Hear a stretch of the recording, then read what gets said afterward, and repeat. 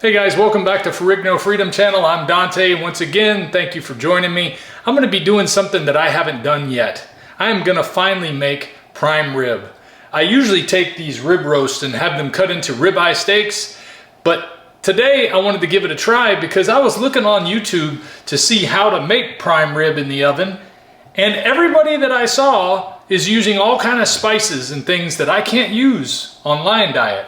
As you may know, Lion Diet is an all-meat diet that's designed to help people who are having specific issues that doctors haven't had any answers for, usually having to do with autoimmune disorders. In my particular case, it was a gut problem that doctors had no answer for and may have been related to an autoimmune disease, but I've never actually been diagnosed with it. All I know is 3.5 years of eating Lion Diet, I've had no problems with my gut since, and I'm about 90 pounds lighter than I was when I started eating this way. So I can't be happier with the way the diet has gone, but I would be a little happier if I had some more choices of ways to eat things. And since nobody's talking about how to do prime rib Lion Diet style, I was going to show you my way of doing prime rib, even though it's my first attempt at it. I think it's going to work out just fine. You know, I did a video years ago where I was with a professional chef who cooked a brisket for me, and he couldn't get his mind around just using salt to season the meat with. But when we were done, he found it was a fantastic taste as well. So I think we're going to have the same result with this, and I'm even going to take it up a notch and show you something else you can use on prime rib that's even better than what you hear. A lot of people like to use butter in their rub to help get that crusty surface on the prime rib. Well, I'm going to use Wagyu beef tallow instead of butter.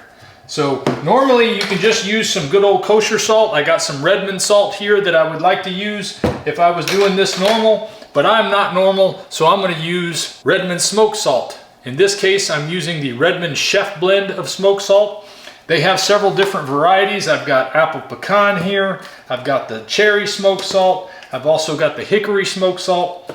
But today, since this is my first try at this, I'm going to try something that mixes a little bit of a couple of those flavors. I believe you get a combination of hickory and cherry in the chef's blend, although they don't really reveal what the mixture is. But it's a good mixture because I like the way it tastes. So we're going to give that a try. So I'm going to start off by coating this thing with plenty of salt. People ask me all the time, how much salt should I use, Dante? Well, the thing is if you're not used to adding salt, what I would say is when you're adding the salt and you've added as much as you think you should add, go ahead and add twice as much. Especially on something like a roast or anything you're going to cook in a slow cooker, because salt just gets soaked right up in there and it brings the flavor of the meat out, but I like a little bit of the flavor of the salt to stick around too.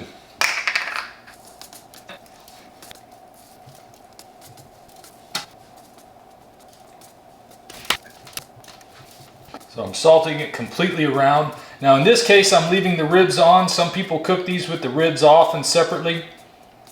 This is my first attempt, so I'm not going to take the ropes off that they put on there because I don't want the rib cap coming off. And honestly, I've never cooked anything with ropes on it before, so I kind of don't know what, if I took it off, if I'd be able to get them back on like they're supposed to go. So I'm just going to go with it the way it came from the grocery store. And I used about 1/4 of this small container because it was already 1/4 low and now it's at half low. And this is a 5.5 ounce container. So I'd say I used about 1.25 ounces of salt in this case. Now we got to get some Wagyu beef tallow.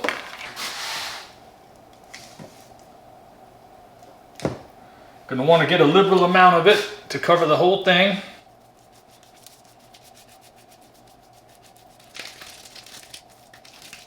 I'm not going to put it on the underside of the ribs, but I am going to put it where all the meat is.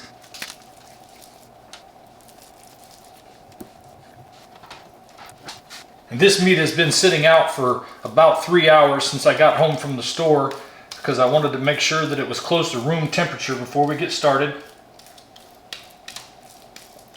I hear that's not absolutely required, but from what I understand, it makes the result come out that much better. I don't want to waste any of this Wagyu beef tallow. This is some good stuff. And I don't mind using my hands to put it on with either because it makes fantastic soap. You know, your best soaps are made from tallow. I'm sure anybody who saw Fight Club knows that. Let's come in here for a closer look at how it looks. You can see I got it nice and covered with both salt and Wagyu beef tallow.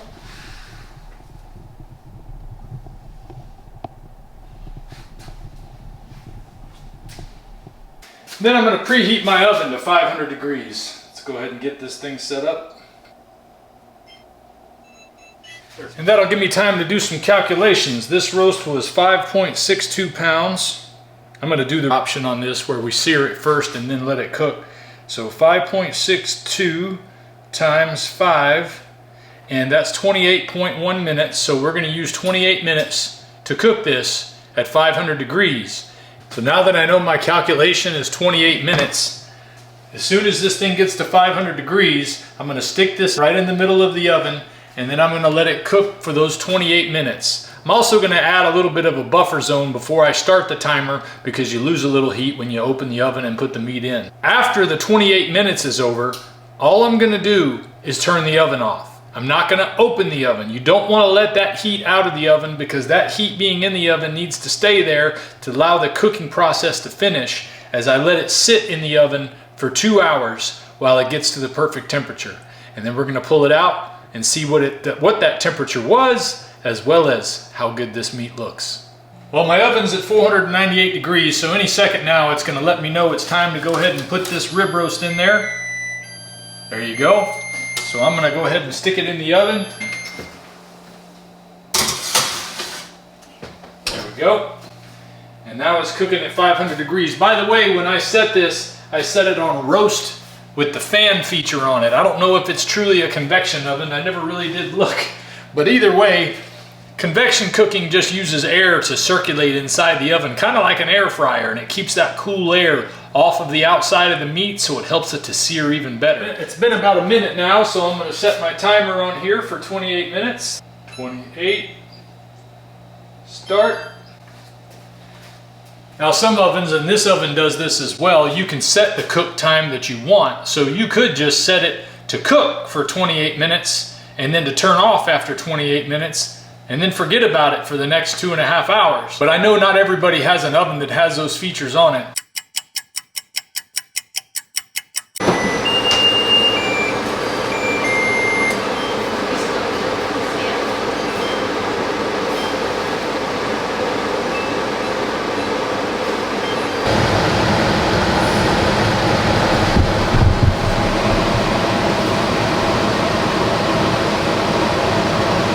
So for those of you who are usually asking how much smoke does this produce, cooking at 500 degrees for 28 minutes, as a matter of fact, halfway through I noticed it was putting out a good bit of smoke, but it didn't set off the fire alarm. Partially because I'm running a vent on my vent hood microwave that's circulating the air to get rid of some of that smoke. So now there's just 1 hour and 58 minutes left. The oven itself is off, but we're keeping the heat that's inside the oven to allow that meat to cook like it's supposed to. The prime rib is done. Let's see how it came out. Oh wow.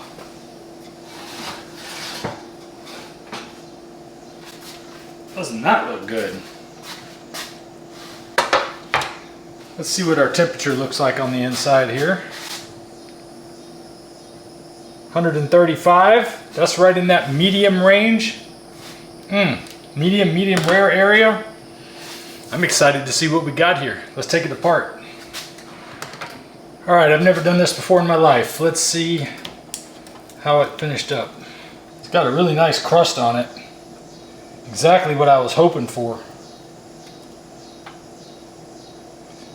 And let's take it off the top of the ribs. There we go. Next time I'll cook the ribs separate from it. That way I can get a crust on both sides and not just on one side. But there is nothing wrong with the way these ribs came out as far as eating. Let's find out what the temperature is on the ribs here. 128. I couldn't ask for better. I mean, that's right in that medium rare range. Let's see what we got here.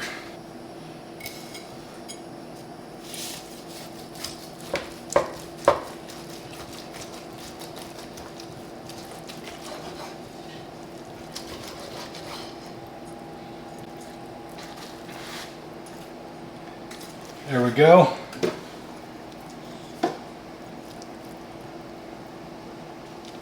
Look at that. This is juicy as you could ask for. Let's see how it tastes. I've never done this before. I am so excited. We'll start with this fat piece on the end.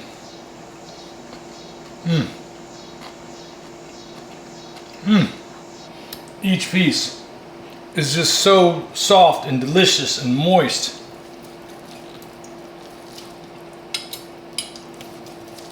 The exterior's got that crispy, crusty edge.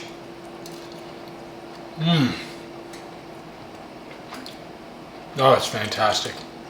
God, life is great when you're a carnivore. That's prime rib, lion diet style. I'm gonna add a little bit of fine coating of Redmond smoked salt here, just to give it a little bit of flavor on the inside that the outside has a lot of. So when you're cutting into these pieces, you can still get the flavor you were looking for. This is fantastic though. Fantastic.